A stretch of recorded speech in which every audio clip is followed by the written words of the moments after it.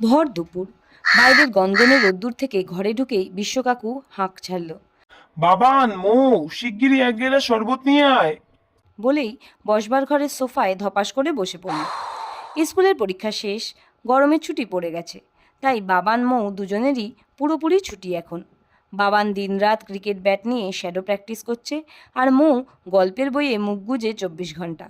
শুধু টিভিতে ভালো কিছু থাকলে দুজনে সেই ইলেকট্রনিক বাক্সের সামনে স্ট্যাচু। মা পাশের ঘরে শুয়ে শুয়ে খবরের কাগজ পড়ছিল, সেখান থেকেই বলল, এই ঠাঠা রোদ্দুরে কোথায় বেরিয়েছিলে ঠাকুরপো?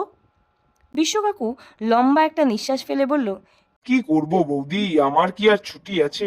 বেরিয়েছিলাম গরম মাপতে। মা অবাক হয়ে বললেন, গরম মাপতে? সে আবার কেমন করে মাপে? এমন সময় বাবান মৌ দুজনেই ঘরে ঢুকলো। মৌয়ের হাতে আধখোলা গল্পের বই, আর বাবানের হাতে এক গ্লাস অরেঞ্জ স্কোয়াশ। ঠান্ডা গ্লাসের গায়ে বাষ্প জমে রয়েছে। কাকু, তুমি গরম মাপার কথা কি বলছিলে? বাবানের কানে এড়ায়নি কথাটা। এবারে ও ক্লাস 7-এ উঠেছে। ফিজিক্স কেমিস্ট্রির হাতেখড়ি হবে নতুন ক্লাসে, গরমের ছুটির পরে। আর মৌ উঠল সবে 5-এ। কিন্তু এর মধ্যেই অ্যানিড ব্লাইটন আর অ্যালফ্রেড হিচককের বইয়ের পোকা। বিশ্বকাকুর কথাটা দুজনকেই কৌতূহলী করেছে। ওরা দেখল সামনের ঘরে মাও উঠে বসেছে বিছানায়, হাত ঘুরিয়ে এলোখোপা বেঁধে নিচ্ছে, খবরের কাগজ রেখে দিয়ে এখন এদিকেই তাকিয়ে। বিশ্বকাকু যখন তখন হুটহাট করে এসে অদ্ভুত অদ্ভুত সব গল্প শোনায় বাবান মৌকে। সেগুলো সত্যি কি মিথ্যে কে জানে। কখনো বলে, সাইলেন্ট ভ্যালি থেকে ঘুরে এলাম। আবার কখনো শোনায় কালাহারের রিসার্চ ক্যাম্প থেকে আমাকে কল করেছে গরম মাপার জন্য। মৌ জিজ্ঞেস করলো, কাকু, গরম মাপে কেমন করে? বিশ্বকাকু গলা খাকারি দিয়ে বলল, গরম মাপে শিলাবৃষ্টির শিল দিয়ে। বাবান অবাক হয়ে বলল, সে কি, কেমন করে? বিশ্বকাকু হাতের গ্লাসে ছোট্ট একটা চুমুক দিয়ে বলতে শুরু করলো, শিলগুলোকে খুব সাবধানে ভ্যাকুয়াম প্যাক করে প্রথমে প্রিজার্ভ করতে হয়, বুঝলি? তারপর গরম মাপার সময় সেগুলো ফ্রিজ থেকে বের করে প্যাকেট ছিঁড়ে প্লেটে করে রেখে দিতে হয় ছায়াতে। সরাসরি রোদ্দুর লাগালে কিন্তু মাপে ভুল হয়ে যাবে। বরফের শিলগুলো গলে জল হতে যে সময় লাগে সেটাই হলো গরমের মাপকাঠি। মা অবাক হয়ে বলল, এরকম তো কখনো শুনিনি। বিশ্বকাকু হেসে বলল, দুনিয়ার সব জিনিস সবাইকে সবসময় শুনতেই হবে এমন কে মাথার দিব্যি দিয়েছে বৌদি? তুমি কি ক্যান্টার্কটিকা নামে আন্টার্কটিকার একরকম ক্যাঙ্গারুর নাম শুনেছো?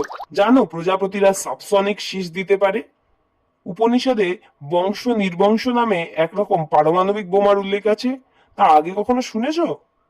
এসব কথায় মা কিরকম ভ্যাবাচেকা খেয়ে গেল। বাবান মৌ একবার বিশ্বকাকু আর একবার মাকে দেখছিল। স্কোয়াশের গ্লাসে শব্দ করে চুমুক দিয়ে বিশ্বকাকু আবার বলতে শুরু করলো, এখন কলকাতায় গরম মাত্র 4 মিনিট। অবশ্য শিলগুলো ভালো করে প্রিজার্ভ করার টেকনিক এখানকার সায়েন্টিস্টরা এখনো রপ্ত করতে পারেনি। মৌ বলল, কাকু, কদিন আগে দেখেছো কাগজে দিয়েছিল চায়নায় সাংঘাতিক শিলাবৃষ্টি হয়েছে। এক একটা শিলের ওজন প্রায় 5 কেজি। বেশ কয়েকজন লোকও মারা গেছে শিলের ঘায়ে। বিশ্বকাকু গম্ভীর গলায় বলল, দেখেছি, তবে যারা মারা গেছে তাদের ডেথ ততটা পেইনফুল হয়নি। চোখের নিমেষে মর্ত থেকে স্বর্গে চলে গেছে। শিলের ঠেলায় আমার যা একবার অবস্থা হয়েছিল জানিস, এইরকম এক গ্লাস অরেঞ্জ স্কোয়াশ খেতে গিয়েই একেবারে যমরাজাকে কল দিয়ে বসেছিলাম। সোজা সাহারার বুকে সমাধি হয়ে যেত। আমাকে কি আজকে আর দেখতে পেতিস? মায়ের চোখ কপালে। বাবান মৌয়েরও তাই। সাহারার বুকে সমাধি? কাকু বলে কি? শিল, অরেঞ্জ স্কোয়াশ, পেইনফুল ডেথ, ওদের সব কিছুই কেমন গুলিয়ে যাচ্ছিল। একটু চেপে ধরতেই বিশ্বকাকু আসল রহস্য খোলসা করে বলতে শুরু করলো। মাঝে মাঝে চলতে লাগলো শরবতের চুমুক। সেকেন্ড ওয়ার্ল্ড ওয়ারের ঠিক পরের বছরের ঘটনা। একটা স্পেশালিস্ট টিম নিয়ে সাহারায় গরম মাপতে গেছি। উদ্দেশ্য গোটা সাহারার গরমের একটা ম্যাপ তৈরি করা। তারপর সেখানে কৃত্রিম আবহাওয়া পরিবেশ তৈরি করে চাষবাসের সম্ভাবনা চেক করে দেখা। আমাদের সঙ্গে ছিল কয়েকশো ভ্যাকুয়াম প্যাকেট ভর্তি শিল। নুন আর বরফের মিক্সচারে ঠেসে প্যাক করে রেখেছিলাম। নুন আর বরফ মেশালে মিক্সচারের মেল্টিং পয়েন্ট -20 ডিগ্রি সেলসিয়াস হয়ে যায়, জানিস তো? যাই হোক, দলবল মালপত্র নিয়ে আমরা আলজেরিয়া দিয়ে সাহারায় ঢুকে পড়লাম। কিছুদিন আগেই আলজেরিয়াতে প্রচন্ড শিলাবৃষ্টি হয়েছিল। 1 মাস দারুণ গুমোট চলার পর হঠাৎই একদিন বজ্রবিদ্যুৎ এবং শিলাবৃষ্টি। মাত্র 5 মিনিট সেই বৃষ্টি চলেছিল, তারপরেই ঝপ করে শেষ। আকাশ থেকে যে শিলগুলো পড়েছিল সেগুলো চীন দেশের মতো অত প্রকাণ্ড তো নয়, বরং সাধারণ মাপের চেয়েও ছোট, ঠিক মটর দানার সাইজের। আলজেরিয়ায় ওই সময় যে শিলাবৃষ্টি হবে সে প্রেডিকশন আগে থেকেই ছিল, সুতরাং আমরা তৈরি ছিলাম। বৃষ্টি শুরু হতেই আমাদের শিল কালেকশন স্টার্ট হয়ে গেল, আর তার সঙ্গে বিদ্যুৎ গতির ভ্যাকুয়াম প্যাকিং। 10 মিনিটেই কাজ শেষ। তারপর 7 দিন রেস্ট এবং প্রিপারেশন নিয়ে অভিযান শুরু। চলো সাহারা। সাহারায় গরম মাপার কাজ নির্বিঘ্নে চলতে লাগলো। বাবান বাধা দিয়ে বলল, গরম মাপতে তো ছায়া লাগে বললে, সাহারা মরুভূমিতে ছায়া পেলে কোথায় কাকু? বিশ্ব কাকু আদর করে ওর থুতনিটা নেড়ে দিয়ে বলল, তুই একেবারে চাইল্ডিশ প্রশ্ন করলি। মহেন্দ্র দত্তের ছাতার নাম শুনিসনি? দাদাটা কিচ্ছু জানে না, মৌ মন্তব্য করলো। মা আগ্রহ ভরা সুরে বলল, তারপর কি হলো ঠাকুরপো? তা আমি তো গরম মেপে চলেছি। টিমের চিফ যেমন যেমন বলছেন অক্ষরে অক্ষরে তার কথা পালন করে যাচ্ছি। এসব এক্সপিডিশনে ডিসিপ্লিনই হচ্ছে আসল, বুঝলি? কিন্তু শেষ পর্যন্ত চিফের কথা অমান্য করেই আমার হলো বিপদ। কিসের বিপদ কাকু? বাবান মৌ একসঙ্গে প্রশ্ন করলো। শরবত খাওয়ার বিপদ। বলে বিশ্ব কাকু শরবতের গ্লাসটা এক লম্বা চুমুকে খালি করে টেবিলে নামিয়ে রাখলো। তারপর আবার শুরু করলো। একদিন কাজের সময় প্রচন্ড তেষ্টা পেল, বুঝলি? কোমরের ওয়াটার বটলে ঝাঁকুনি মেরে দেখি জল অল্প রয়েছে। আমার সঙ্গে ভিটামিন মেশানো অরেঞ্জ স্কোয়াশ ট্যাবলেট থাকতো। 1 গ্লাস জলে একটা ট্যাবলেট দিয়ে 5 সেকেন্ড ওয়েট করলেই শরবত তৈরি। সেরকম একটা ট্যাবলেট হ্যাভারস্যাক থেকে বের করে ওয়াটার বটলের জলে ফেলে দিলাম। জল তখন ভীষণ গরম, কারণ সাহারায় সে সময়ে 8 সেকেন্ড গরম চলছে। শরবত তৈরি হওয়ার পর মাথায় কি দুর্বুদ্ধি চাপলো, ফ্রিজিং মিক্সচার থেকে 2 প্যাকেট শিল খুলে নিয়ে চুপি চুপি ঢেলে দিলাম জলের বোতলে। আমাদের টিমের চিফ খুব কড়া। তার স্ট্রিক্ট অর্ডার ছিল শিল কিংবা শিলগলা জল কেউ যেন কখনো না খায়, কারণ সমস্ত এক্সপেরিমেন্টের জিনিস। তবে কারো প্রাণ সংশয় হলে অন্য কথা। কিন্তু কাকু, গরম মাপার পর প্লেটে যে জল পড়ে থাকে সেটা তো তুমি খেতে পারতে। মৌ বলল কথাটা। বিশ্ব কাকু হাসলো। গরম তো মাপিসনি কখনো, কি করে জানবি? গরম মাপার সময় প্লেটের শিল একটুখানি গলে জল হওয়া মাত্রই আমরা সেই জলটুকু ফেলে দিতাম বালিতে। তা না হলে জল আর বরফ মিশে গিয়ে শেষ দিকে কারেক্ট টাইম মাপায় গোলমাল হয়ে যাবে যে। সে যাই হোক, জলের বোতলে বার কয়েক ঝাঁকুনি দিয়ে চিফকে লুকিয়ে সেই শরবত ঢেলে দিলাম মুখে। আর প্রাণ জুড়োবার সঙ্গে সঙ্গেই প্রাণ ফুরোবার জোগাড়। কেন কেন? বাবান তড়িঘড়ি প্রশ্ন করলো। বিশ্ব কাকু করুণ মুখ করে বলল, শরবতের সঙ্গে কয়েকটা বরফের কুচিও যেন মুখে টের পেয়েছিলাম।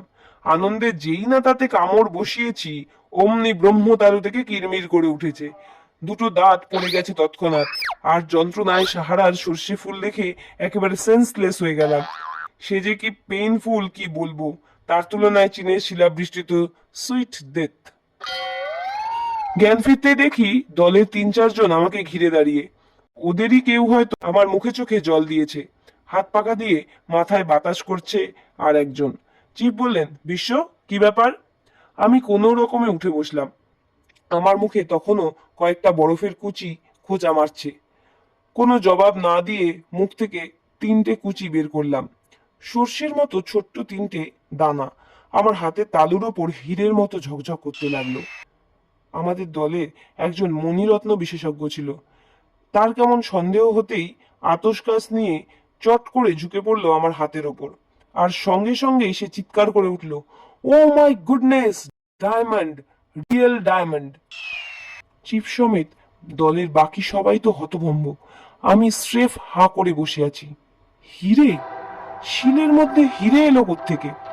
চিফ প্রশ্ন করতেই কিছু না লুকিয়ে সমস্ত খুলে বললাম শিলাবৃষ্টির শরবতের কথা। তখন তিনি গম্ভীরভাবে নিজের মাথায় কয়েকটা টোকা মারলেন। বিড়বিড় করে বলতে লাগলেন, শিলের মধ্যে diamond particles, Algeria, pollution, carbon particles, বজ্রবিদ্যুৎ, হাই টেম্পারেচার, তারপর হঠাৎ ঠান্ডা। বুঝেছি। আপন মনে কথা বলা শেষ করে চিফ আমার হাত থেকে হীরের টুকরোগুলো নিয়ে একটা খামে সিল করলেন। তারপর বললেন, প্যাক আপ, আমরা আলজেরিয়া ফিরে যাব।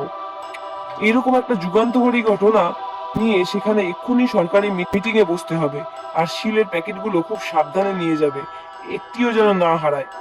কপাল যদি ভালো হয় তাহলে আমাদের সঙ্গে এখন লক্ষ লক্ষ টাকার হিরে রয়েছে। ব্যাস, আমরা এক্সপিডিশন ছেড়ে ফিরে এলাম। বিশ্বকাকু ফোঁস করে একটা দীর্ঘশ্বাস ফেলে বলল, খুব জোর প্রাণে বেঁচে গেছি সে যাত্রায়।